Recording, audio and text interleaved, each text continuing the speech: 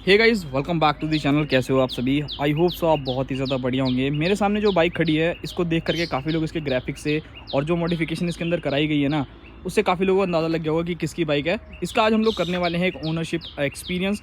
क्या आप लोगों को 2023 में ये बाइक परचेज़ करनी चाहिए, नहीं करनी चाहिए? बिकॉज जो ये बाइक आप सामने देख रहे हो, ये 2021 में ली गई थी।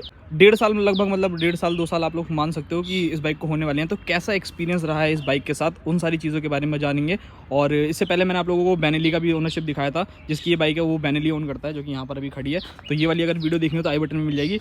तो ये है वो ओनर जो कि एक सुपर बाइक भी ओन करते हैं और एक छोटी बाइक जो कि डेली लाइफ के लिए चलाई जा सके, क्योंकि तेल का खर्चा है वो इससे बचा लिया जाएगा। बाकी हॉट कंटेंट बनाने के लिए वो तो जिंदाबाद ही है। आज भाई आपसे जानना चाहेंगे, आज 2023 में अगर हम इस बाइक को देखें तो सबसे ज़्यादा ना ये और MT-15 ट्रेंडी बाइक हो गई है। मतलब जिसको देखो आंख बंद करके MT-15 ले रहा है, R15 ले रहा है। बट जब आपने ली थी तब ये नई नई आई थी, कितने की ली उस टाइम, अभी इसका प्राइस क्या है, उन सारी चीज़ों के बारे में जानना चाहेंगे। मैंने ली थी 2021 में 3 नवंबर को। हम तीनों ने ली थी। हम तीनों ने तीन बाइक एक साथ ली थी। हम दो R1 M आई थी, एक ब्लैक आई थी। तो पड़ी थी 2,10,000 रुपए की। जबकि मैंने 3 दिन पहले 5,000 रुपए देके 10,000 रुपए देके हम तीनों ने ही अपनी प्री बुकिंग और 3 दिन पहले 2,05,000 की थी। 2,06,000 की थी। हाँ, 6,000 की, सॉरी। पर जब हम लेने गए दिवाली के एक दिन पहले, तो उन्होंने बोला कि अब 2,10 की हो गई है और आपको 2,10 पे मिलेगी। तो हमने कहा चलो छोड़ो, अब गाड़ी पसंद आ गई है तो 4,000 के लिए क्या लड़ना। और इससे पहले मैं ड्यूक चलाता था। ठीक है। मैंने बोला भी कि तूने डाउनग्रेड क्यों करा या ये सारी चीज़ें क्यों करी। ड्यूक मेरे को बहुत ज़्यादा रुलाती थी, खर्चा कराती थी। गाड़ी बहुत अच्छी थी, कोई दिक्कत नहीं है, पर मेरे को उस समय पावर का इतना अंदाजा नहीं था। तो मेरे को फिर लुक्स बहुत अच्छे लगे। मतलब वो होती है ना, जैसे कपड़े भी हम देखने जाते थे, एक लुक में जो पसंद आ जाता है एक नज़र में, वो मैंने फोटो वगैरह इसकी शेयर हुई थी यूट्यूब पे, मैंने देखी।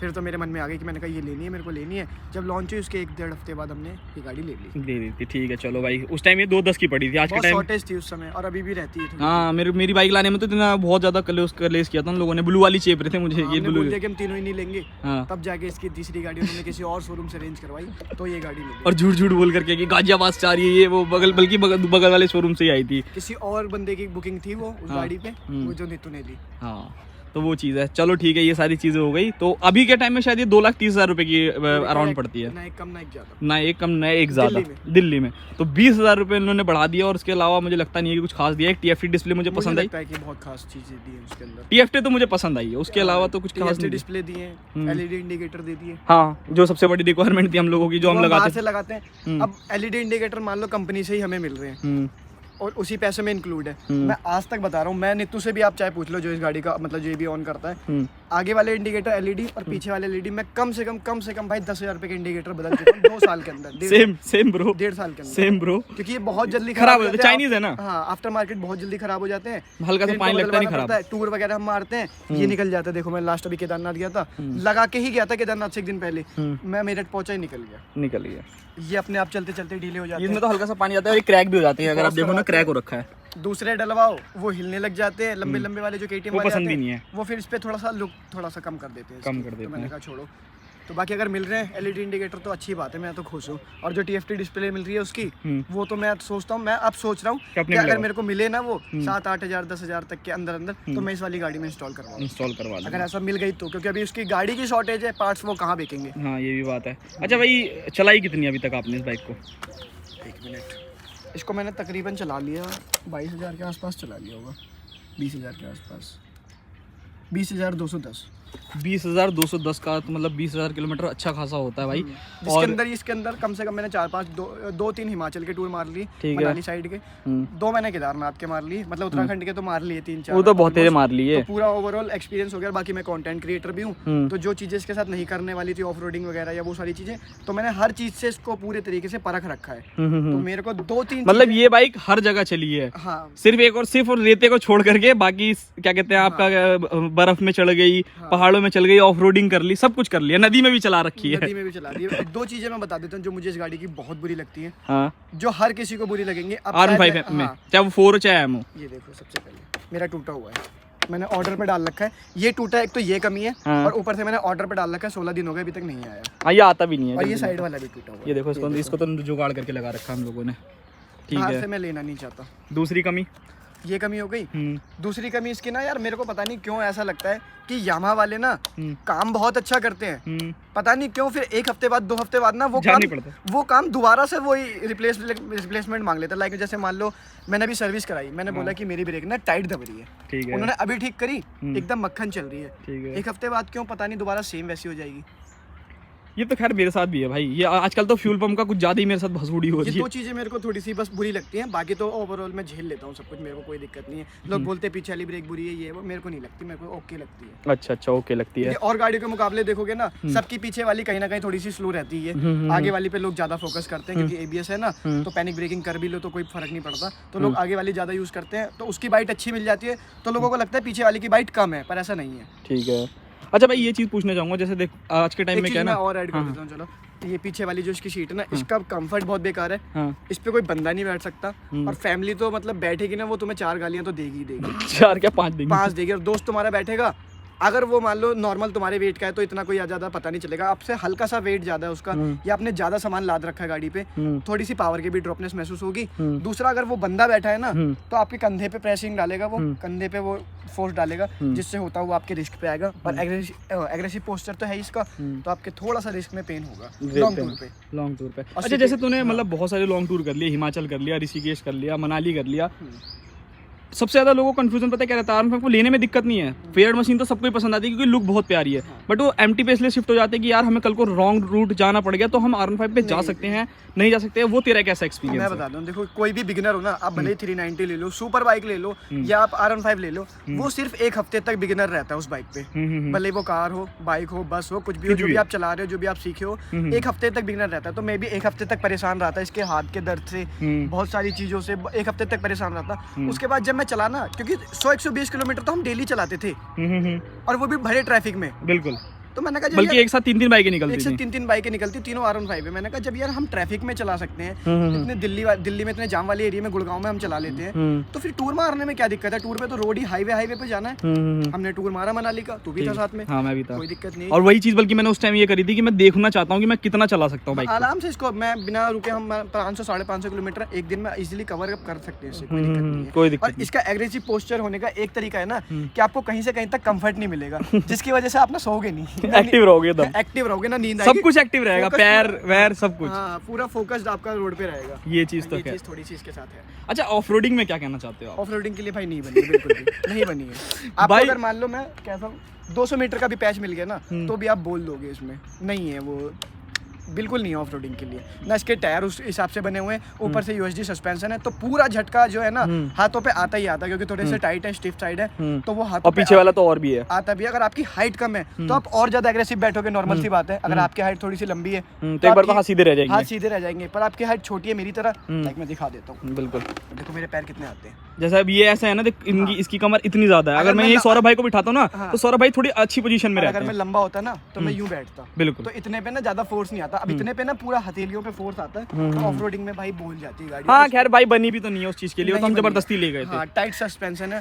और ज्यादा झटके लगते हैं, और ज्यादा झटके लगते हैं। अच्छा भाई मैं देख रहा हूँ कुछ चीजें रैप करा रखी है, टायर्स बड़े लग रहे हैं, एग्जॉस्ट भी शायद आपने लगा रखा था, थोड़ा मॉडिफिकेशन। अब मैं चलो एक चीज बता देता हूँ, लोग ना इसको पसंद बहुत ज्यादा कर रहे हैं इस 2023 में और 22 में ना, जब से 21 में से आई थी ना V3, हाँ, उससे पहले से ही मतलब तब से लोग इसके बहुत ज्यादा पागल हो रहे हैं। सबसे पहले भाई अटली रिलायबल है, मतलब बहुत ज्यादा, इतनी रिलायबल है ना ये। मान लो अगर सर्विस के आप 2000 किलोमीटर बाद भी चला रहे हो ना इसको, 2000 किलोमीटर के बाद भी सर्विस करना नहीं है आपको, बस बता रहा करना नहीं है, मैं बता रहा हूँ। इन बाई चांस आप लेट हो जाते हो या समय निकल जाता है, उसके बाद भी गाड़ी बहुत अच्छी चलती है, बिल्कुल भी ऐसा फील नहीं होगा। वाइब्रेशन मुझे आज तक इसके अंदर फील नहीं हुई, जबकि मैंने 180 लगवा रखा है। एग्जॉस्ट मैंने लगवाया था अभी रिसेंटली, केदारनाथ के लिए निकाला मैंने, मेरे को आज तक वाइब्रेशन इसके अंदर फील नहीं हुई। हीटिंग इशू मेरे को इसके अंदर कभी फेस, वो तो कभी नहीं आया मेरे को, कभी नहीं मिला। 150 सीसी की गाड़ी खैर नहीं भी आएगा इतना ज्यादा, पर मेरे को कभी नहीं मिला। और गाड़ियों से अगर मैं कंपेयर करूँ, लाइक NS 160 से या NS 200 से या ड्यूक, KTM RC हो गई, तो भाई उनके मुकाबले RC पे तो रो गया था भाई मैं, तेरे सामने की बात है। ऋषिकेश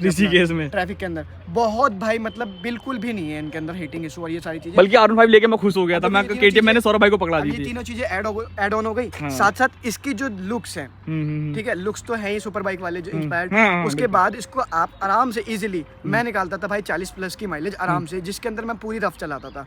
पर हाँ ये नहीं है कि मैं 24 घंटे हाई RPM पे चल रहा हूँ, मैं म्यूचुअल चलाता था और अभी भी चलाता हूँ। मेरी गाड़ी 40 से प्लस की माइलेज मेरे को, मेरी गाड़ी नहीं देती क्योंकि मैं पहले गियर दूसरे गियर में घुरा एग्जॉस्ट जाता के मजे लेता है। हाँ वही चीज़ है। और ठीक है। दूसरी चीज ना, ये एक सिंगल गाड़ी ऐसी है जिसको आप ना स्प्लेंडर भी कह सकते हो, क्योंकि स्प्लेंडर एक ऐसी गाड़ी है जिसपे आप स्प्लेंडर, बुलेट और R15 ये 3 ऐसी गाड़ियां हैं, कुछ भी करा लो, अनलिमिटेड मॉड कराओ, अच्छा भी लगेगा वो, बस थोड़ा सा तमीज से करवाना। मैंने इसके कम से कम ये तीसरा रैप है मेरा, मैंने 3-4 बार बदल चुका, लगा दिया स्क्रीन पे बिल्कुल वगैरह।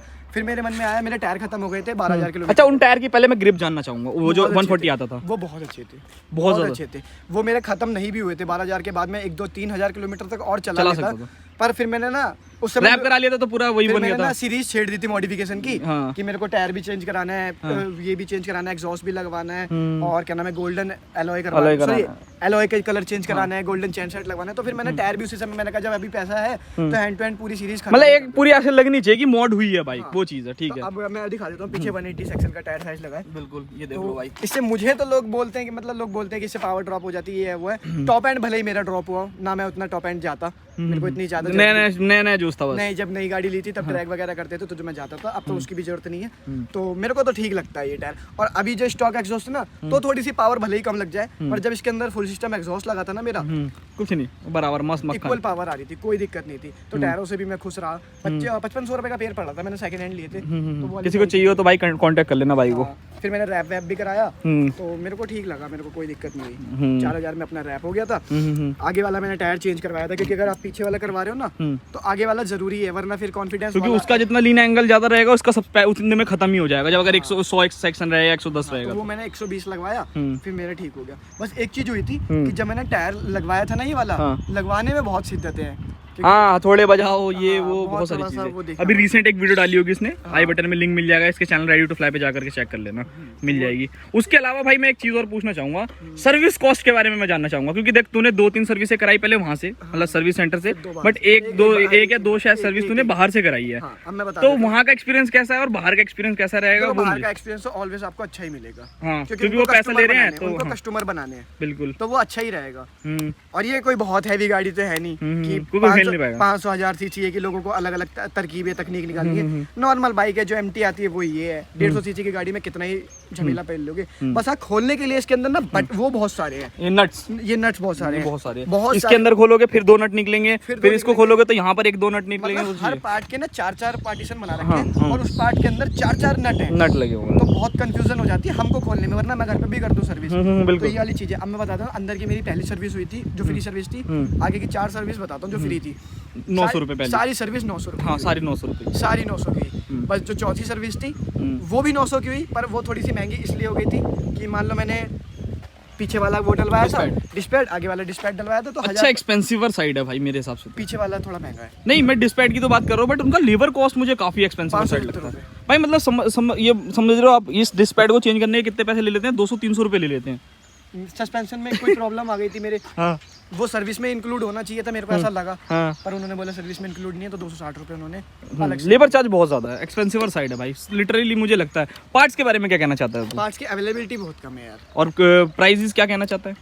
प्राइसेस मेरे को ठीक लगते हैं, बस क्योंकि देखो अभी मेरी रिसेंट में मेरी बाइक का क्रैश भी हुआ था। इन दोनों पैनल को छोड़ के ना मेरे को बाकी सारे पार्ट ठीक लगते हैं, मतलब ठीक कॉस्ट पे। मतलब मेरी गाड़ी भी गिरी, तेरी भी गाड़ी गिरी, वो पार्ट पे स्क्रैच आया, वो पार्ट टूटे नहीं। हाँ, ये चीज तो है, वो पार्ट टूटे नहीं, पर ये पार्ट गिरते ही कम स्पीड में अगर आप मतलब खड़े भी हो ना, या ऐसे ऐसे गिर जाए ना, स्टैंड हटा दे किसी ने, आप स्टैंड लगाना भूल के नीचे आ रही है तो भी टूट जाता है। तो इन दोनों पार्ट्स को हटा दो, बाकी ओवरऑल V3 से आप कंपेयर कर लो या R15 की जितनी भी सीरीज है उनसे कंपेयर कर लो, अच्छी है। अब तो सुनने में आ रहा है कि ये पैनल भी अच्छे करती है, सुनने में आ रहा है, पक्का मैंने अभी तक आज तक तो देखा नहीं है। अगर वो आ गए, अभी तो मैंने लगवाया फिलहाल अपनी R15 में, देखते हैं अगर कभी टूटता है नहीं टूटता है तो उसका वो कैसे देखेंगे भाई, वो चीज है। तो इसका मेरे को एक फायदा ना, मेरे को स्टार्टिंग में मैंने अपनी वीडियोस में भी बोला था कि 150 सीसी में TCS क्यों दे दिया, TCS क्यों दे दिया, पर अभी अब फील होता है कि सही है। अब मैं बता रहा हूँ ना, इतना बढ़िया काम की चीज है ना, टायर की ग्रिप खत्म हो गई थी, हम केदारनाथ में थे और कीचड़ वाले रास्ते पे चल रहे हैं, तो जहाँ पे लग रहा है ना गाड़ी को, जैसे व्हील स्पिन हो रहा होगा तुरंत गाड़ी गिरने वाली है, वहीं पे पावर कट कर रही थी गाड़ी। और ये भी नहीं कि पावर कट होकर गाड़ी बंद हो जाती है, गाड़ी ऑन रहती है, गाड़ी चलती रहती है। तो ये चीज भाई कहीं ना कहीं रियलाइज हुई कि अगर आप रेनी सीजन में चला रहे हो ना गाड़ी और TCS ऑन है, तो भाई आप सेफ चल रहे हो, समझ लो। आप हाई स्पीड पे भी हो ना, तो भी कहीं ना कहीं इसका बहुत सपोर्ट आप लोगों को मिलेगा। अच्छा, सीट के कंफर्ट के बारे में? पीछे का तो खराब ही है, आगे कभी नहीं है, आगे कभी नहीं लगता आगे कभी। अच्छा, मतलब आप 200 किलोमीटर तक तो ठीक है, कंटिन्यूसली चला लोगे, उसके बाद ना इचिंग होने लग जाती है, आपको उतर के रेस्ट लेना ही पड़ेगा। गियरिंग के बारे में पूछना चाहूँ? बहुत ज्यादा। वर्जन 4 के लोग बुराइयां करते हैं कि उसकी गियरिंग अच्छी तो उसमें कुछ शिफ्टर नहीं है ना? उसमें कोई शिफ्टर नहीं है, थोड़ा सा है हार्डर साइड, वो मेरे को मालूम है। जर्क है उसमें थोड़ा सा, पर भाई मेरे को ना इसमें लगा, ना रेसिंग ब्लू में लगा, ना तेरी वाली में लगता, ना मेरे को तो भाई जब से क्विक शिफ्टर है ना, मैं इतना यूज नहीं करता quick shifter to be honest, और जब मैं करता हूँ ना तो फिर करता ही रहता हूँ। तो मेरे को दोनों ही चीज में बिल्कुल भी ऐसा नहीं पता चलता कि मैं गियर डाल रहा हूँ। बिल्कुल बिल्कुल, चाहे वो क्विक शिफ्टर के थ्रू डालूं या नॉर्मल में क्लच दबा। नॉर्मल गाड़ियों में पता चलता है, मेरे को बेनेली में पता चलता है कि मैं अपनी कोई गियर अप डाउन कर रहा हूँ, उठा रहा हूँ अपने पैरों से, पंजों से कुछ अप कर रहा हूँ। दूसरी चीज भाई देखो, क्या चीज सबसे बेस्ट चीज जो मेरे को लगती है, स्लीपर क्लच। आप किसी भी उंगली से, कानी उंगली से भी मैं करूंगा ना तो भी इजीली भाई मैनूवर कर सकते हो। बहुत लाइट भाई, बहुत ज्यादा लाइट। और आज तक मैं आपको बता दूं, इंजन के रिगार्डिंग और क्लच के रिगार्डिंग, ब्रेक के रिगार्डिंग मेरे को आज तक कोई भी प्रॉब्लम, टायर के भी रिगार्डिंग मुझे कोई भी प्रॉब्लम नहीं आई है गाड़ी में। बस क्या दिक्कतें आई हैं, सिर्फ और सिर्फ इसके डिस्पैड बहुत जल्दी खत्म हो जा रहे थे, ये थोड़ी सी दिक्कत आ रही थी बस, उसके अलावा। और अभी एक नई प्रॉब्लम हमें थोड़ी सी बनती दिख रही है, वो जो फ्यूल पंप की बसुड़ी हो रही है, पता नहीं क्या पेट्रोल में दिक्कत आ रहा है। हाँ मैं बताता हूँ, 2 बार नीतू के साथ हो गया, 3 बार मेरे साथ हो गया, 3 बार विक्की भाई के साथ हो गया। पता नहीं भाई क्या हो रहा है, गाड़ी चलते चलते मिसिंग मार देती है। फिर फ्यूल पंप की जो जाली होती है ना, वो आप लोगों को चेंज करवानी पड़ती है। 1600 रुपए का खर्चा 4-5 बार बता दिया। और मैं बल्कि उसका लेबर चार्ज बहुत सबसे ज्यादा है इस लेबर चीज चार्ज का। बता दिया। तो मैं भी गया, मेरे में उन्होंने बोला कि तुम्हारा फ्यूल पंप ही डलेगा क्योंकि तुम्हारी 2-3 बार जाली डल चुकी है। मैंने कहा यार दोबारा डाल के करो ये वो, तो उन्होंने बोला नहीं फ्यूल पंप डलेगा, 7000 का खर्चा है। मैंने बोला फ्यूल पंप की जाली डाल के दे दो, जब मेरे पे पैसे होंगे मैं आ जाऊंगा। मेरे पे नहीं थे 7-8 हजार रुपए। हाँ बिल्कुल, फ्यूल पंप की जाली लगाई, चल रहा है मेरा काम अच्छा। अभी काम अच्छा चल रहा है, थोड़ी दिक्कत होगी तो मैं डलवा लूंगा जब आएंगे तो। चलो भाई, अच्छा ये वीडियो एंड करने से पहले एक बार हेडलाइट्स के बारे में मैं जानना चाहता हूँ, कैसी हैं? मेरे को ठीक लगती है, मुझे कोई दिक्कत नहीं है, कोई भी प्रॉब्लम नहीं है। हाँ, मतलब अगर अदर गाड़ियों से कंपैरिजन करो तो उनके बराबर ही है। क्योंकि देख तेरे को याद होगा जब हम लोग, हाँ आरसी से, हाँ मैं आरसी के बारे में पूछूंगा। आरसी से कम है, आरएस से कम है, अपाची से भी कम है ये, तो कम ही है। कम ही है, मतलब इतनी है कि आप अगर टूर नहीं मार रहे ना तो आपको जरूरत नहीं है लाइट लगाने की। जरूरत नहीं है। अगर आप टूर मार रहे हो, क्योंकि टूर में क्या होता है ना, आप ना प्री प्लान चीजें नहीं कर सकते कि मैं सोचूं कि मैं रात को गाड़ी नहीं चलाऊंगा। कई बार सिचुएशन ऐसी बन जाती है कि रात को चलानी पड़ जाती है, आप डेस्टिनेशन पे नहीं पहुंच पाते, लेट हो जाता है, या गाड़ी में कोई प्रॉब्लम हो जाती है, तो वहाँ पे आपको लाइटों की जरूरत पड़ती है। इसकी लाइट अच्छी है पर उतनी अच्छी नहीं है कि आपको बहुत ज्यादा ब्राइटनेस दे दे उन जगहों पे जहाँ पे जरूरत है, जहाँ पर जरूरत है। दिल्ली वगैरह में आज जहाँ पे भी स्ट्रीट लाइट तो चली जाती है, वहाँ पे तो अगर आप गाँव में भी रहते तो भी आपको जरूरत नहीं है इन चीजों की लाइट लगवाने की, पर अगर आप टूरिंग पर्पज से देखोगे तो आपको जरूरत है। अच्छा, ये इसके मिरर्स के बारे में एक बार पूछना चाहता हूँ, कितनी विजिबिलिटी प्रोवाइड करते हैं पीछे? मेरे को पता नहीं, कि मेरे को नहीं लगता है। ये सबसे बुरी क्या है ना, अगर बिल्कुल जो बगल में बंदा चल रहा हो तो दिखता ही नहीं है। हाँ, इसका ना मामला दिखता है सिर्फ यहाँ से 20 मीटर पीछे का, इधर का दिखेगा ना तो यूं करना पड़ेगा ऐसे, मतलब एकदम जो बगल में बंदा चल रहा है वो नहीं दिखता इसमें, यूं करके देखना पड़ेगा। और पता नहीं कैसे, अगर इसकी सेटिंग एक बार हो गई तो हो गई, दोबारा अगर सेटिंग से मिरर से छेड़छाड़ कर दी ना फिर वो पहले जैसा नहीं होता। वो वाली वेट के बारे में क्या कहना चाहता है? लाइट वेट कैसी है? बहुत बहुत बहुत, मतलब किसी का हाइट अगर लाइक जैसे बहुत से लोग ना कंफ्यूजन कहते हैं कि 5.2 है हाइट, ले लें, कैसे झेल पाएंगे, तो क्या कहना है? भाई सब झेल लोगे, मैं हकीकत बता रहा हूँ, मेरे नहीं आते पैर। मैं लाइव डेमो एक बार और दिखा देता हूँ। मैंने गाड़ी ली थी ना उस समय तो ये 1 इंच और ऊपर थी, अब टायर कम हो गया, सस्पेंशन डाउन हो गया और टायर घिस गए। ये देखो अब मेरे इतने आ रहे हैं, पहले मेरे ऐसे आते थे, ऐसे बिल्कुल। और तब भी भाई मैं इसको लाइट वेट थी तो कोई दिक्कत ही कुछ नहीं हो भाई। मैं आगे पीछे करने में ना आपको लगता है कि ये बल्कि ये जो डैशबोर्ड दिखता है ना, ये थोड़ा सरफेस सा दिखता है, ये आपको थोड़ा वीडियो में डराता होगा कि मतलब इतनी हैवी गाड़ी में पेरेंट्स को बिठा के या वैसे मैं कैसे चला पाऊंगा, पर बहुत लाइट वेट है, बहुत ज्यादा, बहुत आप खुश रहोगे वेट के मुकाबले में, कभी कोई परेशानी नहीं, मैं तो खुश हूँ बहुत ज्यादा। मतलब आपकी मैं 3 प्रॉब्लम्स मान सकता हूँ जो आपको इस बाइक से अभी तक हुई है। पैनल तो प्राइमरी है, हाँ साइड पैनल प्राइमरी है, मे भी शायद जो 2023 में ले उनमें ना प्रॉब्लम हो। सीट हाइट का रहेगा ही रहेगा ये प्रॉब्लम, मतलब डेफिनेटली। आप पीछे पिलियन का थोड़ा वो तो चलो छोड़ दो क्योंकि गाड़ी ऐसी है तो उसमें तो हम कुछ कर नहीं सकते। अब इसका मान लो सिंगल सीट कर दी तो डिजाइन खराब हो जाएगा, लुक खराब हो जाएगा। नहीं सिंगल सीट बिकेगी ही नहीं फिर यार, क्योंकि हर बंदा कुशनिंग भी अच्छी कर दी ना तो पीछे वाले को मजा आएगा, राइडर को कैसे आएगा? राइडर को कैसे, और हथेली तो दर्द होगी ही होगी। तो यही सब चीजें हैं, मतलब हथेली दर्द का मैं बता दूं सिर्फ आगे के 100 किलोमीटर होगी, उससे ज्यादा नहीं, उससे ज्यादा नहीं होगी जब आप नई बाइक ले लोगे। बाकी इंजन से रिलेटेड मेरे हिसाब से तो आज तक मेरे को कोई प्रॉब्लम नहीं आई है। आपको भी बहुत रियर है जो प्रॉब्लम आए। मैं तो आज तक मैं हकीकत बता रहा हूँ, मैंने तो अपना किसी भी कोई भी तो ऐसा दोस्त नहीं देखा जिसने अपनी यामा का इंजन खुलवाया या इंजन से रिलेटेड कोई काम कराया। हाँ, मैंने अभी तक। बाकी क्लच प्लेट का नहीं कह सकते, वो डिपेंड करता है, कोई व्हीली मार के फूक देगा तो बात अलग है, क्योंकि इसकी भी एक बार फूक चुकी है। जब इसने वो करा था टग ऑफ वॉर करा था ना तो उसमें चली गई थी, अदरवाइज अगर वो नहीं करता तो शायद वो भी ना चेंज करने की जरूरत पड़ती। तो देखो भाई ये है पूरा का पूरा ओवरऑल एक्सपीरियंस बाइक का। 2023 में रिकमेंड करोगे? मैं हाँ एक चीज और यहाँ पे क्वेश्चन करूंगा, काफी लोग मेरे से बोलते हैं R15S जो है पुरानी वाली, उसमें थोड़ी पावर ज्यादा लगती है लोगों को, और हाँ है तो उसमें डेफिनेटली मतलब पावर का थोड़ा सा डिफरेंस फील होता है। तो क्या मतलब कुछ लोगों को अगर बोला जाए कि पावर का डिफरेंस उन लोगों को फील होगा जिनने ऑलरेडी R15M या वर्जन 3 चला रखी है, जिन्होंने नहीं चला रखी है ना, उनको मैं दोनों बाइकें दे दूंगा ना, तो वो दोनों बाइक में डिफरेंस नहीं पता लगा पाएंगे, कहेंगे कि दोनों सेम है। अब मान लो तुम V3 ऑनर हो, तो मैं R15M दूं ना, तो तुम आप पता लगा लोगे कि हाँ इसमें ये पावर की कमी है। पर अगर आपने V3 नहीं चलाई है और R15M नहीं चलाई है, आपको मैं दोनों में से कोई सी भी गाड़ी दे दूं, आप नहीं आइडिया लगा सकते, क्योंकि बहुत माइनर सा फर्क है, बहुत माइनर सा, बहुत ज्यादा नहीं है। V3 भी एक अच्छी गाड़ी है, लेकिन फील कराती है कि पावर है उसमें। हाँ, वो फील करा देगी आपको पावर है उसके अंदर। पर एक चीज अच्छी है कि उसके अंदर से उसके मुकाबले इसके अंदर फीचर थोड़े से ज्यादा अच्छे हैं। ऑफ कोर्स वो एक वर्जन 3 है, वर्जन 3 है, वो वर्जन 4 है। तो देखो भाई ये है ओवरऑल। अब मैं अगर मैं अपना एक्सपीरियंस बोलूँ तो देखो भाई मेरा जो मानना है, मैंने भी ये सोच करके मेरे दिमाग में बहुत सारी प्रॉब्लम्स आई थी कि सीट हाइट का कैसे झेलूंगा, क्योंकि मेरी भी हाइट 5.5 है।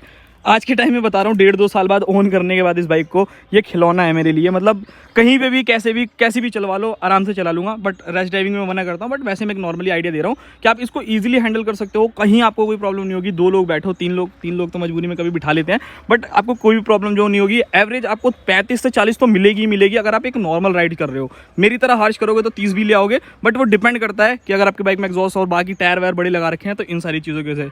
बाकी इंजन से रिलेटेड आपको कभी कोई दिक्कत नहीं आने वाली यामाहा में भाई। बस थोड़ा सा ये है कि आप लोगों को थोड़ा सा ये देखना पड़ेगा कि आप लोगों को R15 या फिर MT-15 में कंफ्यूज हो, तो थोड़ा सा प्रॉब्लम क्या है, अगर इस बाइक को ऑफ रोडिंग मिले, मैंने खुद चलाई है भाई। अभी मैं स्पीति भी जा रहा हूँ, मेरे को 500 किलोमीटर रोड दे दोगे, मेरे को कोई दिक्कत नहीं होगी, मैं चला लूँगा। बट जहाँ ऑफ रोडिंग आती है ना भाई, ये हथेली और ये टांगे और ये कमर ना भाई बोल जाती है। तो वो चीज़ आप लोग देख लेना कि अगर आपको कहीं पे भी जाना ऑफ रोडिंग करनी है ना, तो वहाँ थोड़ी सी प्रॉब्लम होगी। अदरवाइज मेरे हिसाब से तो भाई आंख बंद करके ले सकते हो। बट हाँ, ये चीज़ मैं आपको ज़रूर बोलूँगा, लाइक बहुत से लोग ऐसे होते हैं कहते हैं कि भाई हमें पावर चाहिए, जब हम 2-30 खर्च कर रहे हैं तो थोड़ा और डाल के KTM ले लेते। तो देखो, अगर आपको पावर चाहिए, आपके साथ रोज एक पिलियन चलेगा ना, तब तो आप RC पे चले जाओ भाई आंख बंद करके। बट अगर आपको सिंगल चलना है तो उसके लिए मेरे को ऐसा लगता नहीं है कि आपको कोई भी प्रॉब्लम होगी, आप इजीली इस बाइक को चला सकते हो। बाकी मिलते हैं किसी और नेक्स्ट वीडियो में। आई होप सो आप लोगों के लिए वीडियो जो है काफी इन्फॉर्मेटिव रही होगी, स्पेशली फॉर दोज पीपल जो 2023 में भाई R15M लेना चाहते हैं, V4 लेना चाहते हैं। काफी ऑसम बाइक है भाई, आंख बंद करके ले लो, कोई दिक्कत जो है वो आप लोगों को नहीं आने वाली। थोड़ी बहुत प्रॉब्लम्स तो हर बाइक में आती है, तो यामाहा ने उस प्रॉब्लम को तो काफी हद तक कम है। मतलब इंजन से रिलेटेड आती ना प्रॉब्लम, तो एक बार को चैन रहता है, क्योंकि सबसे मोटा खर्चा होता ही वही है। तो मिलते हैं किसी और नेक्स्ट वीडियो में, तब तक के लिए बाय बाय।